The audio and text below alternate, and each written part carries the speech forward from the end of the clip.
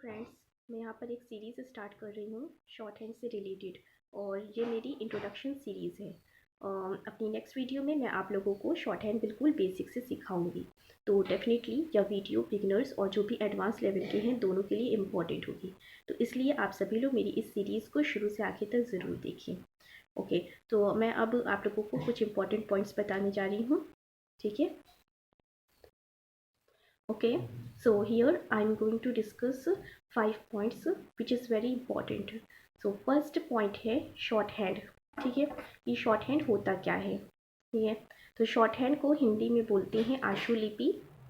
और जब हम किसी भी लैंग्वेज को कोडेड लैंग्वेज यानी कि अल्फ़ाबेट, नंबर या सिंबल्स में कन्वर्ट करते हैं तो उसी को बोलते हैं शॉर्ट हैंड। ठीक है, शॉर्ट हैंड से होता क्या है कि हम किसी भी नॉर्मल वर्ड्स को हाई स्पीड में लिख सकते हैं, साथ ही हमारा टाइम भी बहुत सेव होता है। ठीक है, तो होता क्या है कि जब अलग अलग डिपार्टमेंट में शॉर्ट हैंड की वैकेंसी आती है, जैसे कि SSC, high court, district court और जितनी भी गवर्नमेंट सेक्टर और प्राइवेट सेक्टर होती हैं, वहाँ पे इनकी ज़रूरत पड़ती है शॉर्ट हैंड की। ठीक है, और अब हम लोग बात करते हैं नेक्स्ट, स्टेनोग्राफर क्या होता है। ठीक है, सो स्टेनोग्राफर ये एक पोस्ट होती है जहाँ पे कई डिपार्टमेंट में वैकेंसी निकलती है।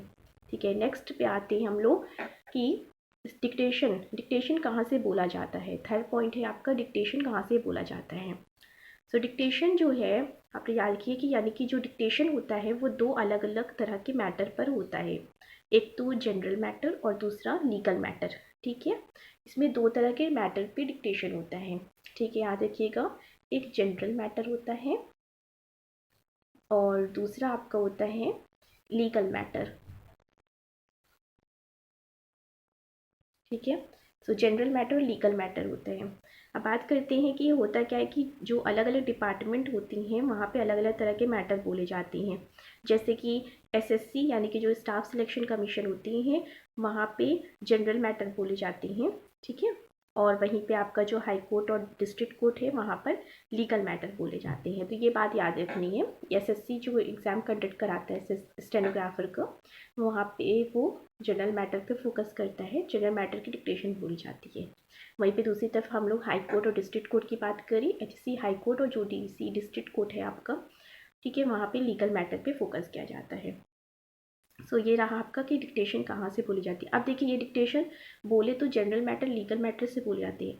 ठीक है, पर ये जो मैटर होती है ये हम तभी लिख पाएंगे, तब हम इसको शॉर्ट हैंड में कर पाएंगे जब हमें बेसिक आएगी शॉर्ट हैंड की।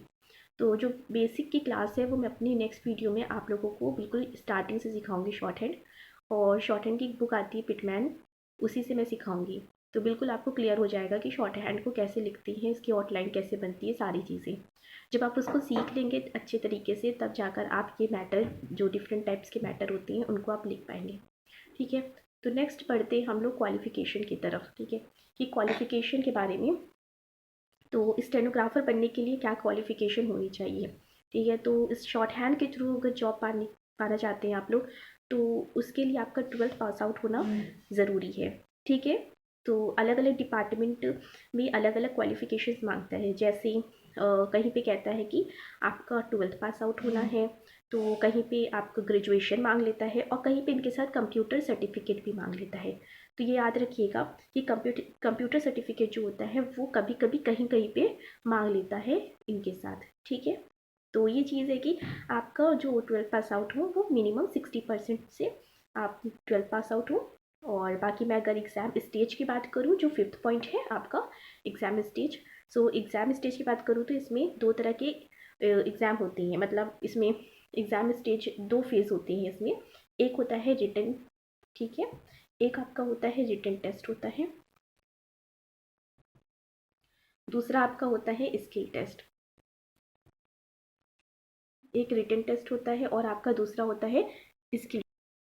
तो यहाँ पे एसएससी जो एग्ज़ाम कंडक्ट कराता है स्टेनोग्राफर का, तो उसमें रिटन टेस्ट के 3 सेक्शंस होती हैं। एक आपका जनरल अवेयरनेस यानी कि जीए, और दूसरा रीजनिंग होता है,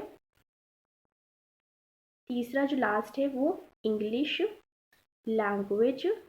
ठीक है, इंग्लिश लैंग्वेज एंड कॉम्प्रिहेंशन से पूछे जाते हैं क्वेश्चंस। ये ऑब्जेक्टिव क्वेश्चंस होती है इसमें। ठीक है, कॉम्प्रिहेंशन से क्वेश्चंस पूछे जाते हैं। तो ये जो पेपर होता है रिटन टेस्ट, ये ऑब्जेक्टिव क्वेश्चंस पे होते हैं, ठीक है। तो यहाँ पे क्या है कि जनरल अवेयरनेस, रीजनिंग और इंग्लिश लैंग्वेज एंड कॉम्प्रिहेंशन का सेक्शन होता है, 3 सेक्शन होते हैं। यहाँ पे जो एसएससी एग्ज़ाम कंडक्ट कराता है उसकी बात कर रही हूँ, तो ये क्या करता है कि जनरल अवेयरनेस से 50 क्वेश्चंस 50 मार्क्स के पूछता है, ठीक है। 50 क्वेश्चंस यहाँ पे होते हैं और 50 मार्क्स के, याद रखिएगा 50 क्वेश्चंस 50 मार्क्स के आते हैं। वहीं अगर मैं दूसरी तरफ बात करूँ रीजनिंग के, तो रीजनिंग के 50 क्वेश्चंस 50 मार्क्स के होते हैं और इंग्लिश लैंग्वेज एंड कॉम्प्रिहेंशन में इनका वेटेज हाई होता है मार्क्स का, ठीक है। क्वेश्चंस भी ज़्यादा होते हैं वेटेज के। 100 क्वेश्चंस यहाँ पे पूछे जाते हैं 100 मार्क्स के। तो ओवरऑल देखा जाए तो 200 क्वेश्चंस होते हैं 200 मार्क्स के, ठीक है, एसएससी वाले एग्ज़ाम्स में। और एसएससी जो एग्ज़ाम कंडक्ट करता है इसमें, और याद रखिएगा 200 क्वेश्चंस 200 मार्क्स के, और 2 घंटे का आपको टाइम मिलता है पेपर सॉल्व करने का। नेक्स्ट बढ़ते हैं स्किल टेस्ट की तरफ। तो स्किल टेस्ट आपका 2 तरीके से होता है, ठीक है। जो स्किल होती है वो 2 चीज़ों पे होती है, एक तो आपकी शॉर्ट हैंड देखी जाती है स्किल में, और दूसरा आपका देखा जाता है टाइपिंग टेस्ट, ठीक है। सो टाइपिंग भी आपको आनी चाहिए शॉर्ट हैंड के साथ साथ, ठीक है। तो शॉर्ट हैंड आपको अगर आएगी तभी आप ये पेपर दे पाएंगे, क्योंकि स्किल का भी टेस्ट देना होता है। तो शॉर्ट हैंड की बात करूँ तो ये है कि शॉर्ट हैंड में आप लोगों को ऑडियो सुनाई जाती है, और ऑडियो सुनने के बाद आपको उसको टाइप करना होता है।